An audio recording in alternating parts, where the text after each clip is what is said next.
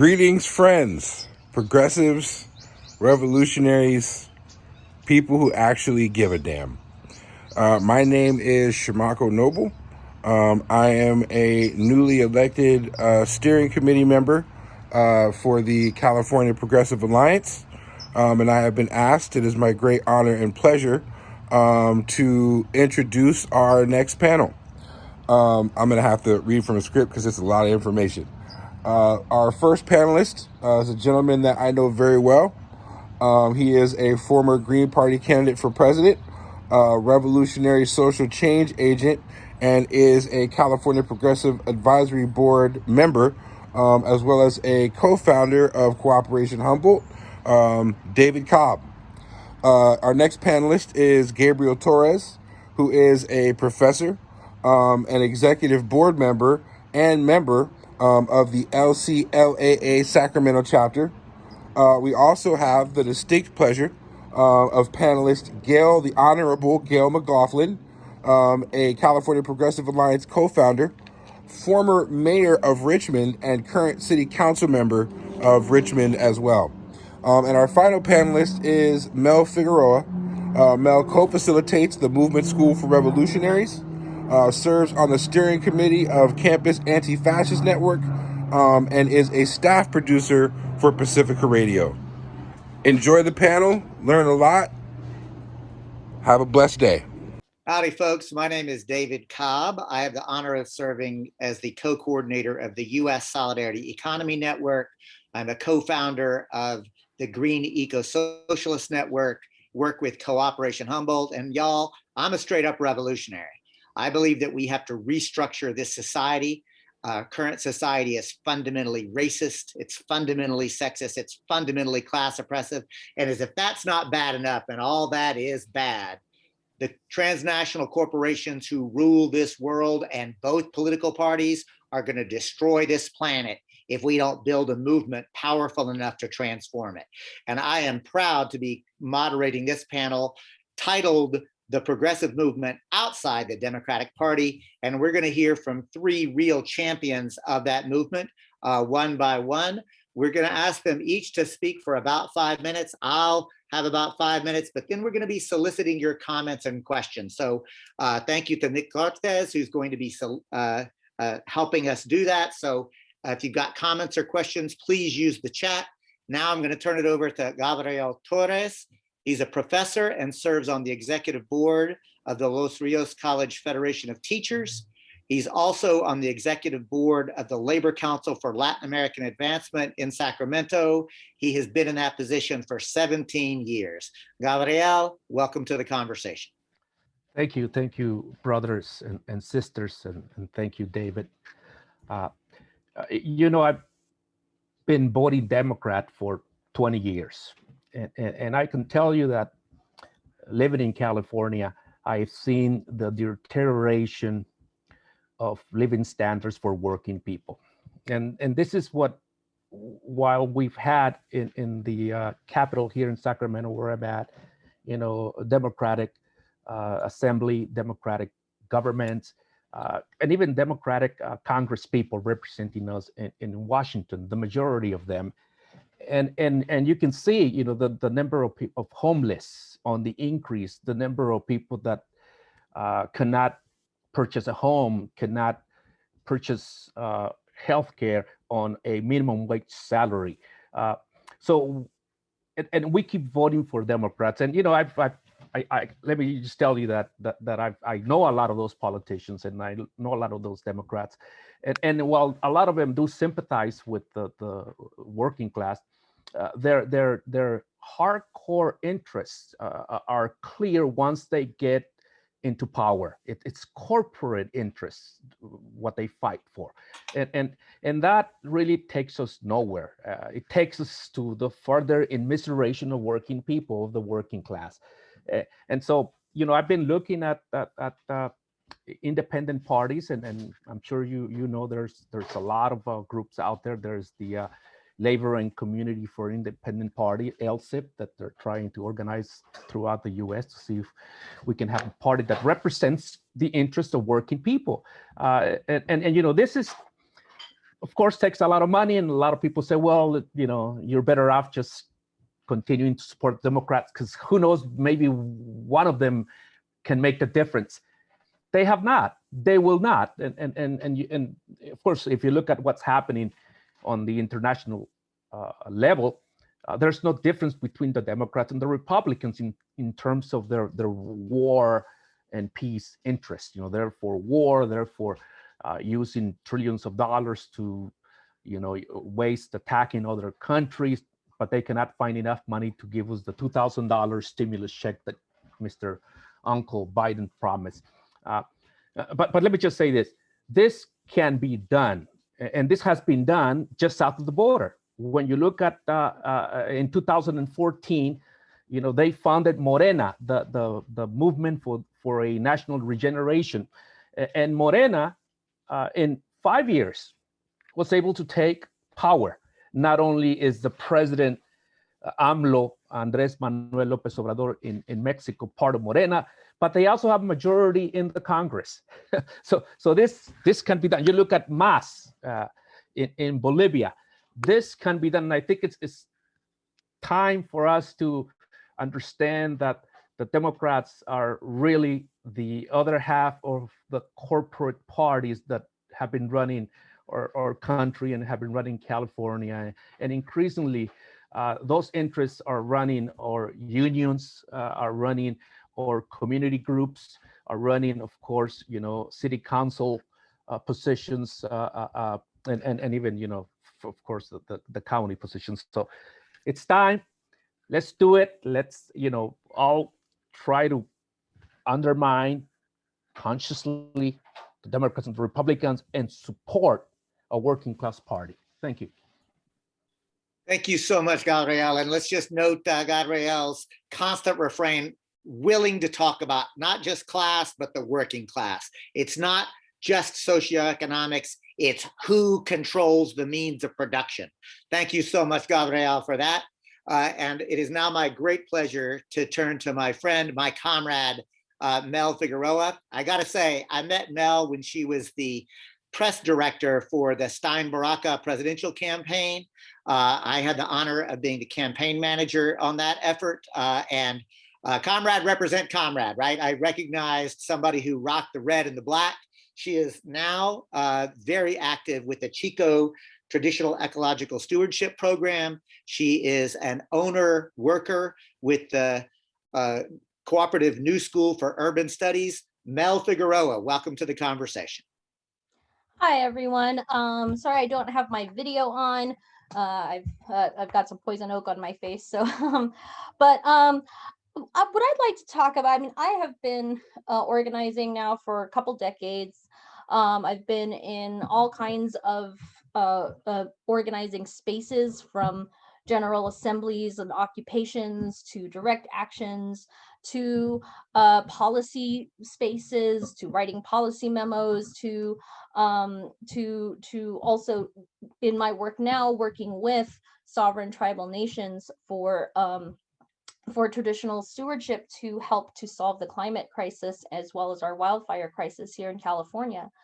And one of the things that I've learned, at least in switching from, I guess if we're taking a resist and build type framework, which USN espouses, I've gone more towards a build framework, and this does change. This does inform a lot of the perspective of, you know, how I'm working and, you know, what I think it takes to to be done. So the question I want to throw out today and in the discussion is, you know, I've always since the beginning of my politicization, always kind of believed in by any means necessary, right? And that's even more urgent as our crises deepen, as my personal crises have deepened, you know, as a precarious member of the working class, as a woman of color, in this particular political climate. And so one of the things I wanted to throw out is, you know, what does by any means necessary mean in this political moment where, you know, we're obviously not engaging in armed struggle, I hope, I guess, but that there is a struggle that is kind of locked up by a duopoly of parties. And one of the things that I've been thinking about is, again, how do we, given the political landscape, clear the way to basically let grassroots organizations thrive and let the demands come from the projects that are on the ground. This is a thing that is very, again, very dear to my heart in the daily work that I do, advocating for tribal stewardship of natural resources and our public lands, but also, in thinking about, to try to think beyond elections and thinking beyond candidates. I think what the retail politics of the last several decades has kind of locked us into is this kind of, is somebody, they're either a hero or they're a villain, right? And a lot of agency is put on like an individual that might be running for office, or an individual that is in office, whether or not, what are they going to do? And the way I kind of am going about it is a little bit different, which is, what is it that I want to accomplish? What is it that the people I'm working with want to accomplish? What are the goals that we need? Let's like step away from what is deemed politically possible to what is necessary. And then let's work on how do we bridge the gap between what has been deemed possible and what is necessary. And that could mean any kinds of things. I've talked to David a lot about my concept of pirates. So I'm Filipino, actually. I come from a pirate culture. And sometimes we have to fight a little smarter, not necessarily harder, but maybe both, right? To think about like, what can we do? What are grassroots organizations doing right now to relieve the suffering of people and to fight for greater rights and greater participation? And, and what is it that can be done to actually advance that goal? So there's many ways that this can be done. One that David and I have been working on is working on the local level. Local elections are supposed to be nonpartisan, and the decisions that are made on the local level affect people directly, so that people can immediately see the benefits of a radical political program in practice. There are many examples of this. Another is doing a lot of policy advocacy, so that regardless of the person who is in office, we need to educate them how to govern better, not the insiders who are trying to give them their job training. The grassroots organizations should give them their job training as to, these are policies that you can advocate for right now that will help people on the ground, and how is that done? And thirdly, thank you. And so lastly, to always, I think, highlight the projects and the grassroots organizations, not just to say no to things, but what do people need to say yes to, and what will it take to make that happen? So I'm going to sort of leave it there. What does by any means necessary mean? And I look forward to the conversation. Thanks. Thank you, Mel. And thanks for that very explicit call for local action to make people's lives better. The third speaker really needs no introduction, but I get the opportunity to do it anyway.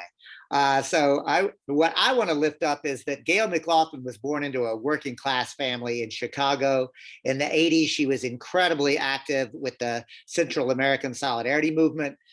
She played an active role in North Shore Network and was active in Rainbow Push. She then went on to get elected to the Richmond City Council in 2004 as a Green Party member. She won 2 consecutive terms there.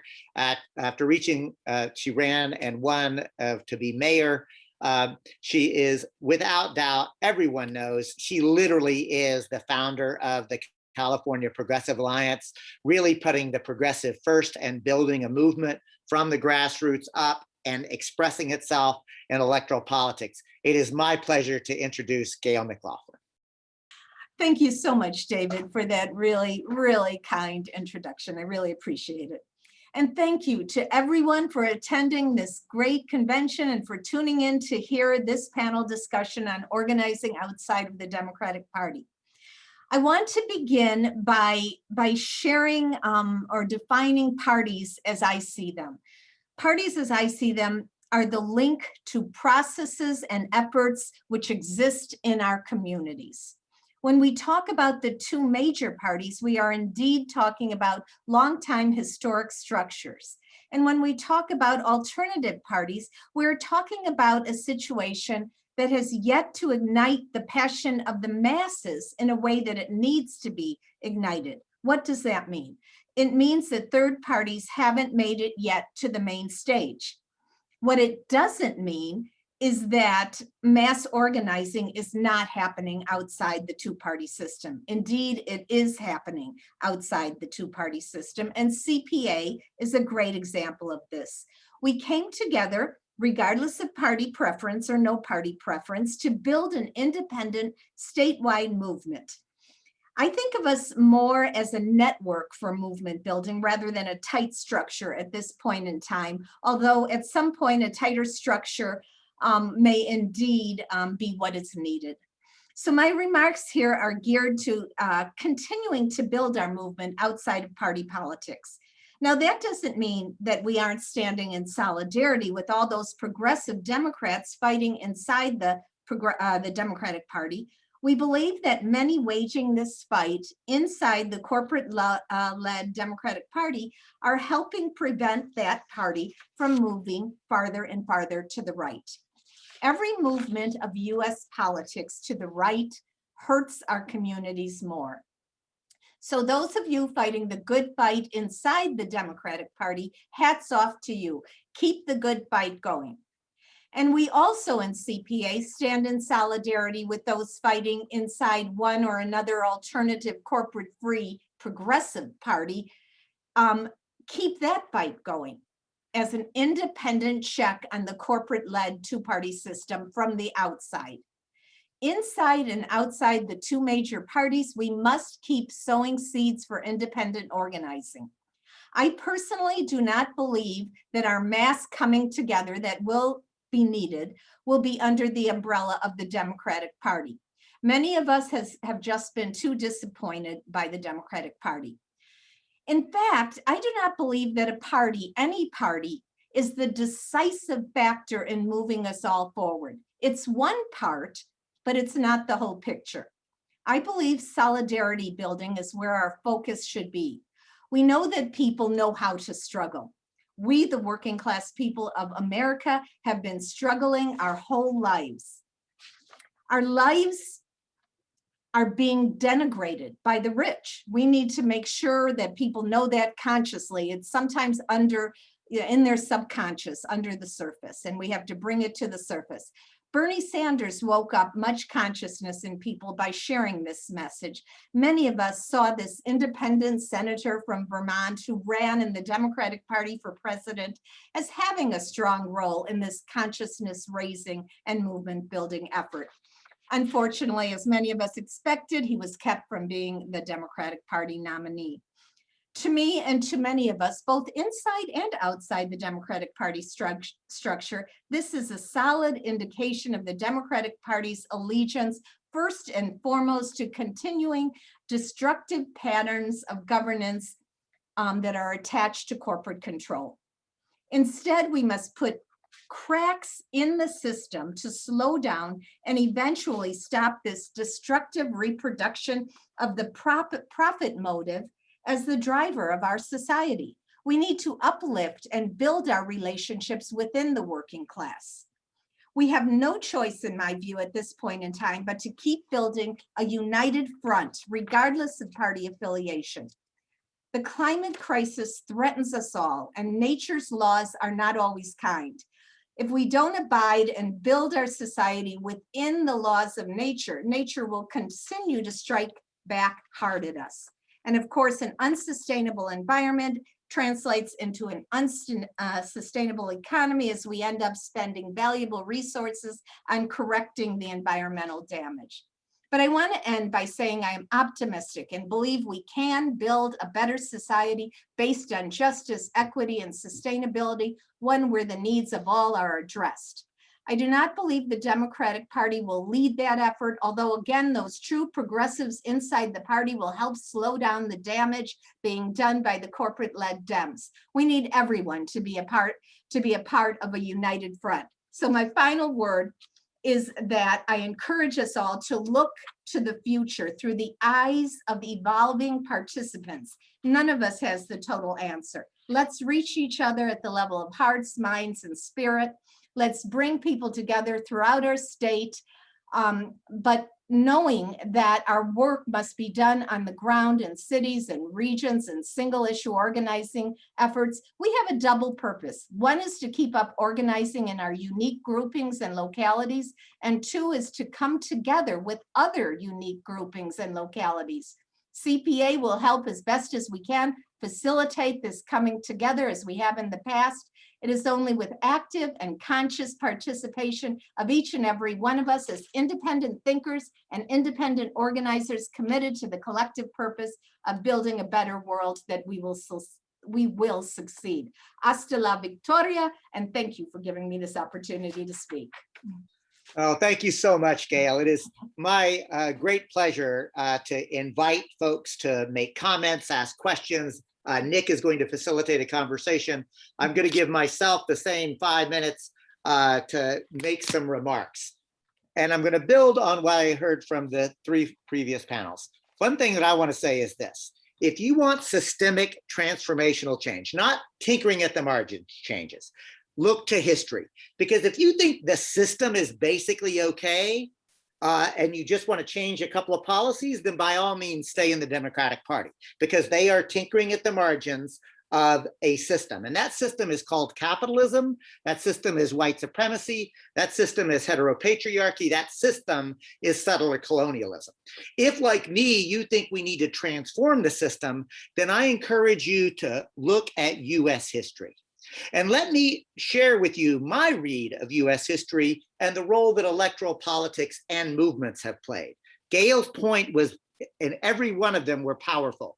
Look how each of the prior speakers talked about the need for movements. Movements are not parties, but there is a very simple formula to describe. It's hard to do, but easy to describe. You need a mass movement that is broad, deep, politically conscious, and has a program for change. Then you need a political party to implement it, right? Super easy to say, way hard to do. But let me share with you what actually has happened in this country and the role that alternative political parties have played.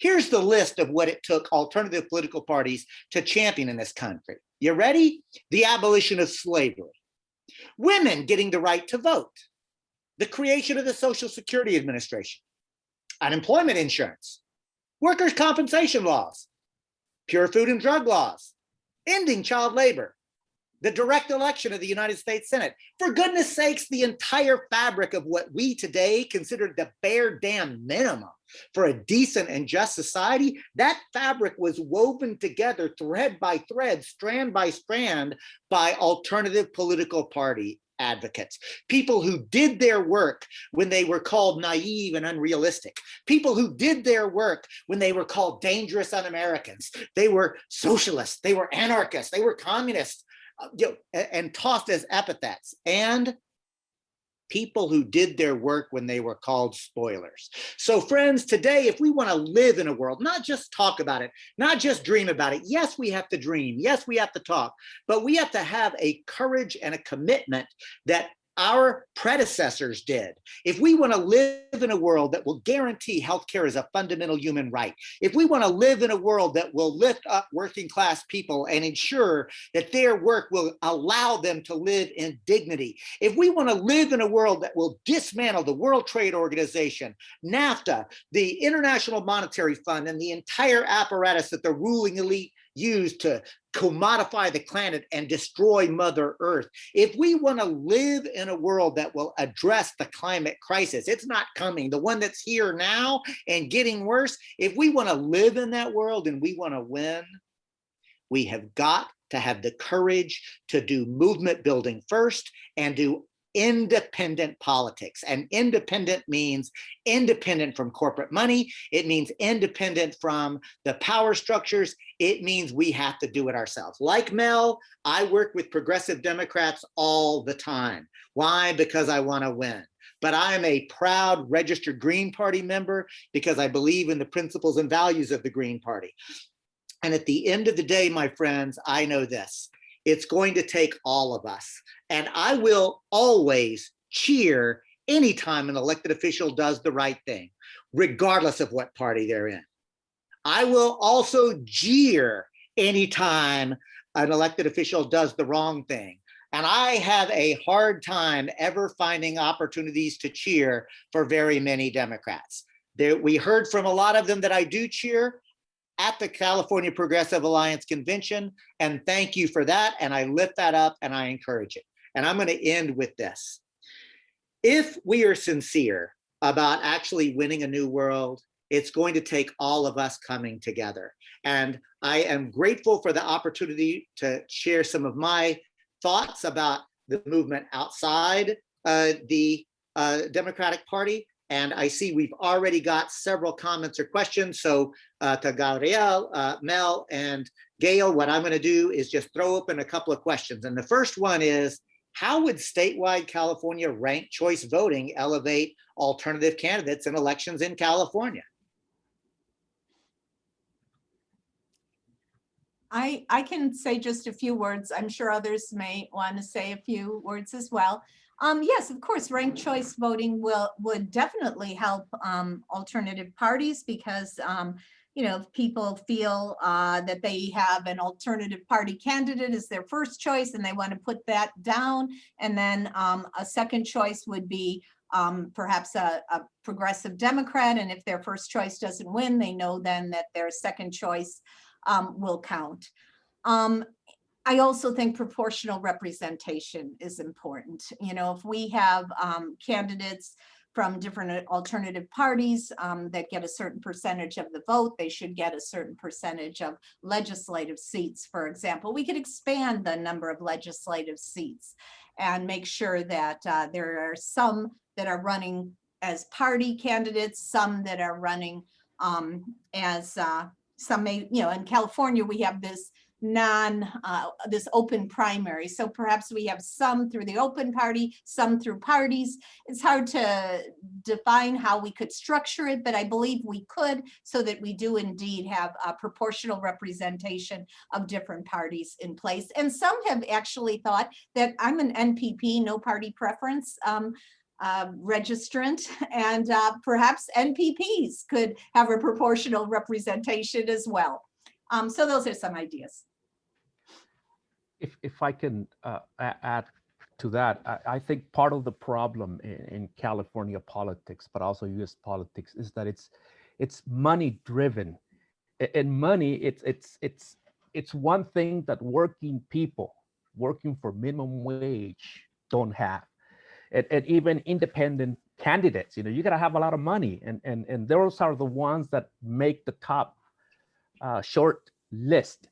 So how about having communities elect their own representatives and making sure that representatives are proportional to, you know, workers in our society? We have 37 million people in California, and about, you know, I don't know, 10 million of them are workers. We should have that percentage in the assembly, but also representing us in Congress from working people, because I think that when you come from a working class background, you can see what your interests are, and you don't get bamboozled by the media and the education that is also run by corporate interests. But I also want to say this. I want to say that, you know, as working for LACLA, the Labor Council for Latin American Advancement, we try to support working people in Mexico, and you know, the people in San Quintin, the people that grow the tomatoes, the berries that we consume here under the label of Driscoll's and other labels, and we try to get the support of the unions, but the unions, maybe the rank and file are pretty independent. But the leadership of the unions, I mean, they get their marching orders from the Democratic establishment. And a lot of those, of course, get their marching orders from corporate America. So we got no traction there, so we rely on workers. We rely on face-to-face. We rely on the social media. But I think that part of it is that it takes a lot of money to be a candidate in American politics today, and that needs to change. Thank you. Yeah, one of the reasons that I support ranked choice voting is because I see, especially now in this political climate, we are led to believe by the two-party system and the corporate duopoly that, that races are race, right, between two things, first past the post. But socially, the way that I see social polarization happening in this, especially in this moment, is that we're actually in a three-way fight. We have the even in California, where the Democrats have an effective political monopoly. I like David, I live in rural Northern California, north of San Francisco, north. And, here, there's a lot of the reactionary right-wing Republicans. There's a lot of reactionary right-wing Republicans everywhere, as people have found out if you haven't been listening or looking. So you have a lot of money that's also coming in from these national conservative and fascist organizations to fund the right on the one level. On the other level, you have this Democratic Party machine in California that again, as Gayle said, there are many progressives that are fighting for a foothold and to gain more influence within that realm. But for the most part, a lot of it is status quo, and a lot of the status quo is completely clueless as to what's actually going on in the streets. And then you have the rest of us, right? Nationally, 41% of registered voters are independents. It, again, on the local level, is not even supposed to be partisan.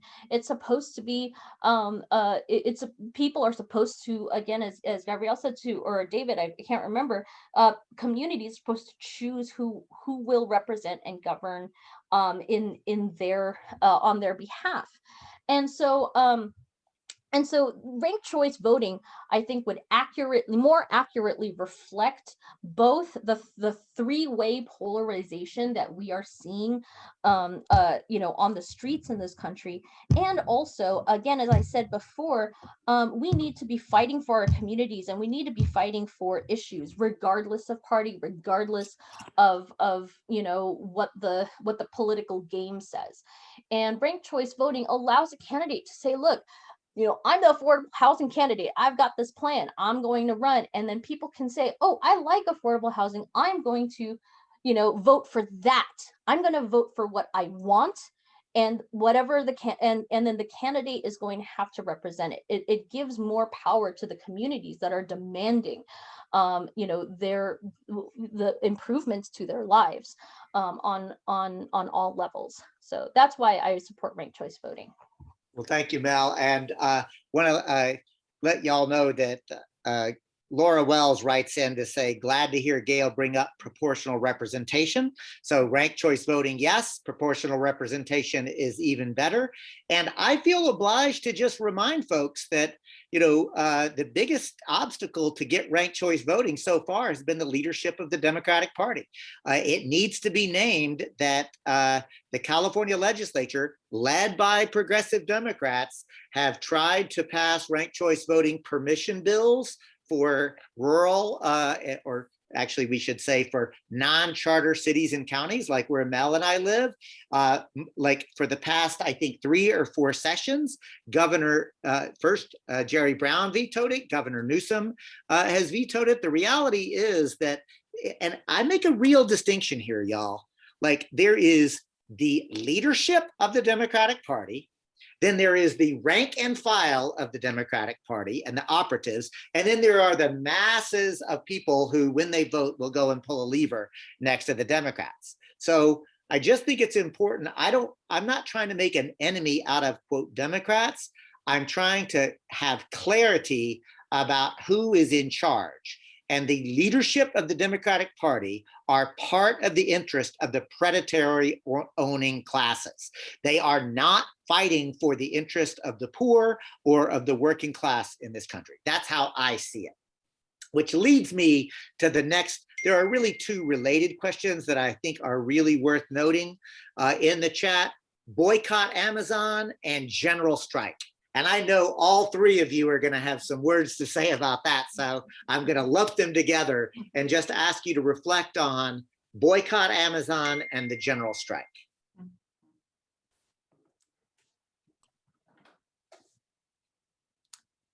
So I guess I will start. It's clear that Amazon is a big multi-billion-dollar or more tech corporation that has exploited its workers and such, and we need to, and been very into union busting and such. Boycotting Amazon makes total sense to me. General strike is absolutely a method of struggle that goes back to the union, the initiation and the start of the union movement.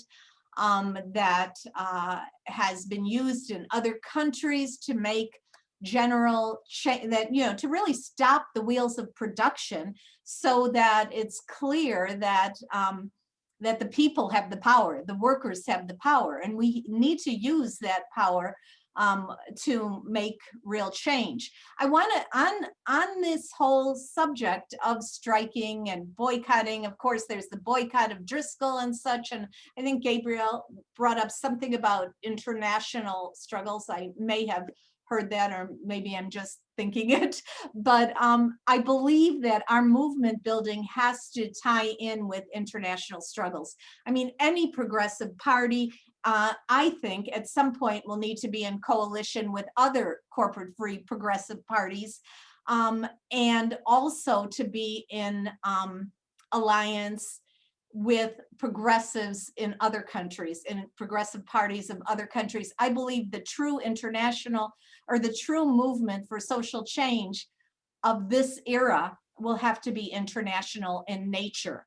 I mean, we have progressive, you know, worldwide, have more in common than we do in the US with our ruling class. So I think we need to just stay in connection with progressives and learn from them on about their general strikes, about their boycotts, and they can learn from us about our strategies for building progressive change. And if I could just add that, you know, boycotting Amazon, boycotting Driscoll's, boycotting General Motors, which, you know, what they're doing over there in Mexico, it's the same companies, even though the product might be assembled abroad or the agricultural work may be done abroad. We are the consumers here, so we can have an impact. And you know, at the end of the day, when we start boycotting those big corporations, I think that one result of that is we're going to consume locally. Let's focus on what's produced locally here at the, you know, at the local farmers market. Let's support the artisans that make clothes locally. So that needs to be done, but it needs to be a general strike all the time until the system crashes, right? Until we have a new leadership, working class. You know, some people say that socialists or communists or the anarchists are against government. No, they're against the capitalist control. They want a dictatorship of the proletariat. That's what they want. And I would say that let's give that a try, because we know that capitalism is a failed system. Thank you.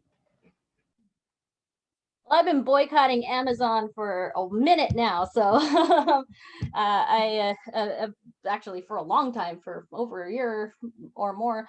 You know, absolutely, boycotts are, you know, should be a matter of course. But I want us to also try to think beyond, like I said, retail politics, which includes voting with your dollars. You should absolutely vote with your dollars by not buying from Amazon, not buying Driscoll's and all of that.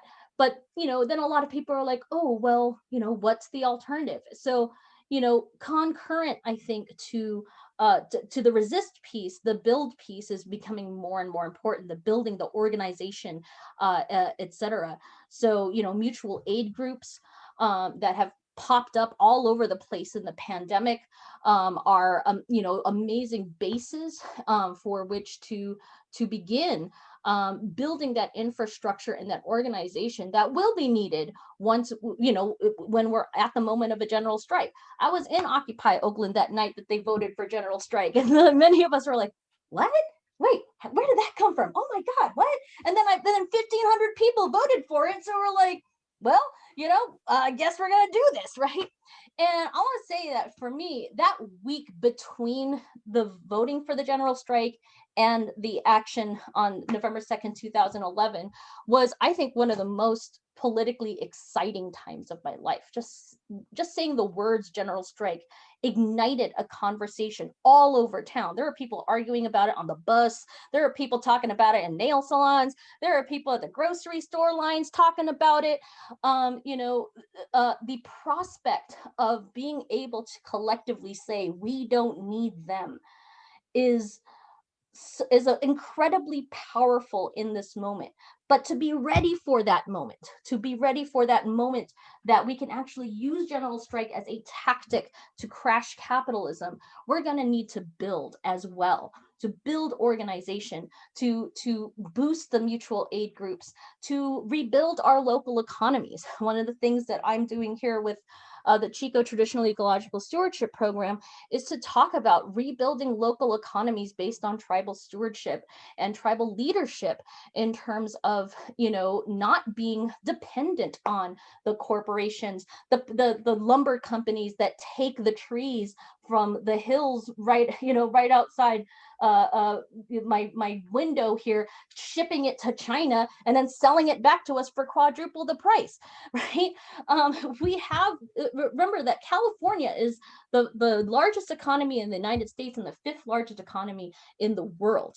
And if we can't say, no, we don't need these transnational corporations, we are actually in an excellent position to say, no, we don't need them, right? But that's something that we can build, and doing all of these things along the way to empower communities and to build that capacity to finally, just give all the corporations the finger, I think is something that I work towards every day, and I think we all should be working towards every day. The last thing I want to say in terms of the international struggle, absolutely, this is California in particular, has so much international connections as well as solidarity. But I also want to remind folks that in California, there are 117 federally recognized sovereign nations in the state and 53 state recognized sovereign tribal nations.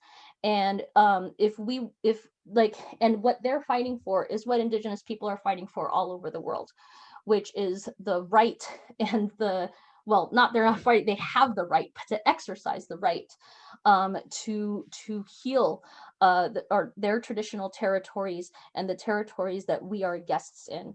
And I think that again, becoming aware of what is happening with the tribal nations in California, as well as being in solidarity and supporting the struggles, helps us to understand what's going on in the rest of the world, and to really deepen that connection. So it's not just sympathy, it's empathy, and it's shared struggle, because their fight is our fight as well. I just want to add one more point to build off of what Mel said. She said we need to be ready for the moment when a general strike can succeed. And I think that is so very true. If we look at, we never know when the conditions are right for something. Look at what happened with the Black Lives Matter movement. It was ready. It was, just about to explode, and it exploded during the pandemic, and people were out there, you know, in mass. And so we need to be ready to not only be out there in the streets for a general strike, but to maintain and sustain a movement. We don't want the movement to go away, just one big blast. We need to be ready to have a sustained movement, continued strikes, whatever is needed to really bring the system to a halt. Folks, the conversation just flew by. We just began to scratch the surface of it, but there's lots more work to do. And I hope that the California Progressive Alliance is inspired you to be part of it. I'm going to invite each of these distinguished panelists to share some final words before we turn the program back over to Nick Cortez. Gabriel, we'll start with you. Thank you, David, and also sisters and brothers for allowing me to share my thoughts with you. It's important, I think, for progressives to talk to each other all the time. You know, it's important to plan, to put the energy and the money where our interests are. So going forward, I think that you know, that there's no option with the Democrats or the Republicans. I mean, they've proven time and time again, whenever we give them the power, supermajority, what do? Nada, nothing. So, you know, this is the time, and it's been the time. And let's just, you know, try to start the conversation. I know it's out there, but let's try to maybe open up our wallets and make some contributions for those community groups, those independent parties that are running for election at the local level. It can happen, and I think that we've seen how it has happened in many parts all over the United States and all over the world. Thank you. Mel Figueroa.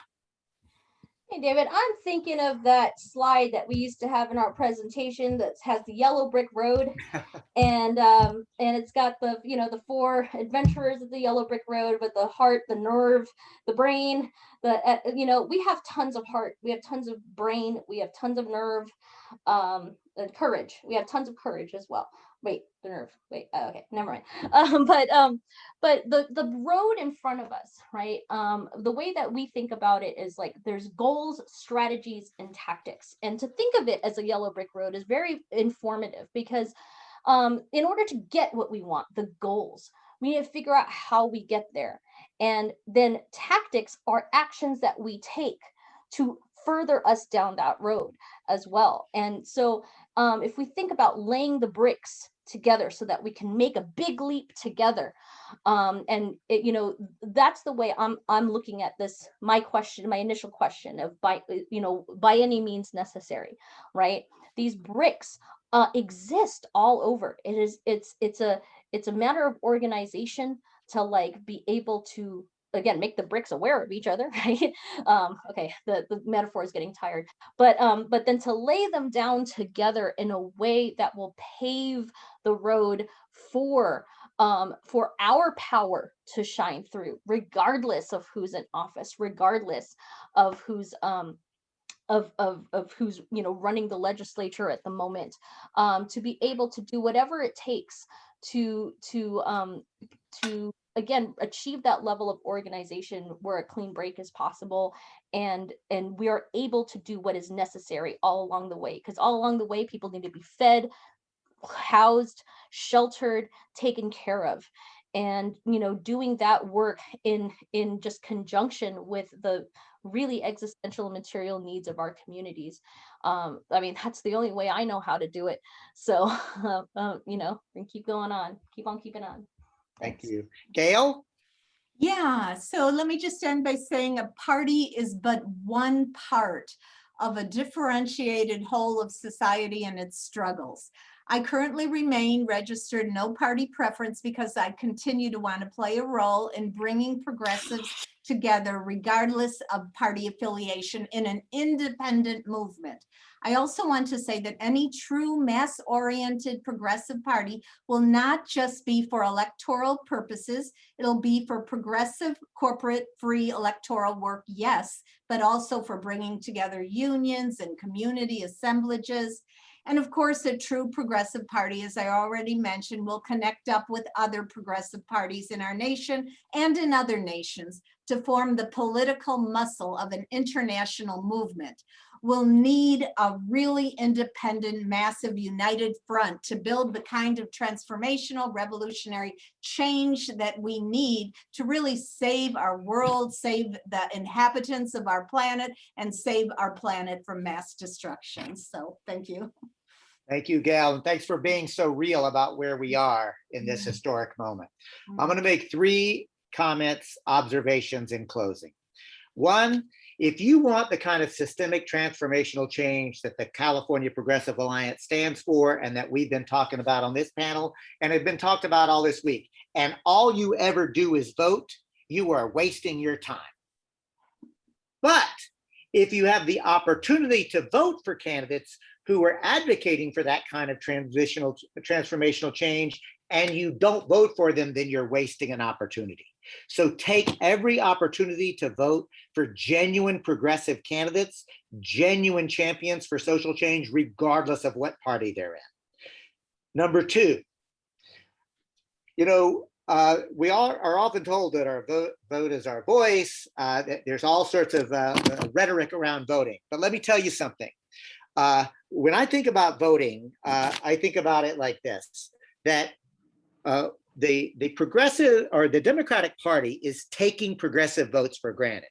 They're taking labor for granted. They're taking women's rights movement for granted. They're taking the peace activists for granted. They're taking the social change work for granted. They're taking people of color's votes for granted. And you know what happens, folks? When the ruling elite take your vote for granted, you just got taken.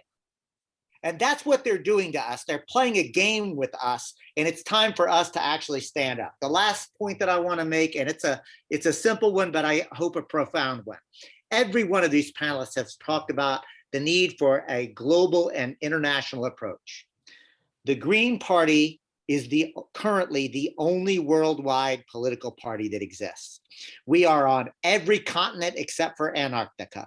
We have elected people all over the world at the local, municipal, county, state, and even federal level. And by the way, if we had proportional representation, we'd have Greens in Congress right now. We all know that. Lastly, Greens are already running and winning at the local level. We have elected almost 10,000 people since our inception, and we will keep going. But at the end of the day, whether it's the Green Party, another political party, at the end of the day, we've all got to actually work together at the local level, meet our needs, and engage in electoral politics authentically as the revolutionaries we are. Peace. All right. Well, thank you all so much. Another very engaging panel. And thank you, David, for moderating. Excellent work. Very powerful words. And this is our last panel, but we do have our final Gayle McLaughlin Progressive Champion of the Year Award coming up in just a moment. I just want to say one more thanks, and thank you to all of you for sticking around. It's been a great discussion in the chat.